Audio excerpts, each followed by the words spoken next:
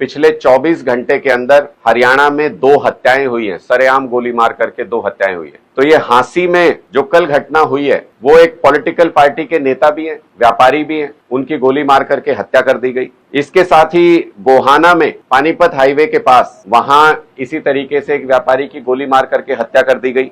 पूरे प्रदेश के अंदर इस तरीके का माहौल है कि कहां किसके घर के बाहर फायरिंग होगी किसी को पता नहीं, कहां किसकी गोली मार के हत्या हो जाएगी किसी को पता नहीं। और सारे प्रदेश में अलग अलग जगह से फिरौती मांगने की घटनाएं भी सामने आ रही हैं। हमें इस बात को लेकर के सरप्राइज होता है कि भारतीय जनता पार्टी की सरकार अब तक एक भी केस को क्रैक नहीं कर पाई। अगर गोली चलाने वालों को भी गिरफ्तार कर लिया तो ये नहीं बता पाए कि इसका सरगना कौन है, किसके इशारे पर यह फिरौती मांगी जा रही है। हमारी शंका इसमें सिर्फ ये है कि भारतीय जनता पार्टी के इशारे पर, भारतीय जनता पार्टी की शय पर और उनके द्वारा प्रायोजित है ये पूरा भय का माहौल।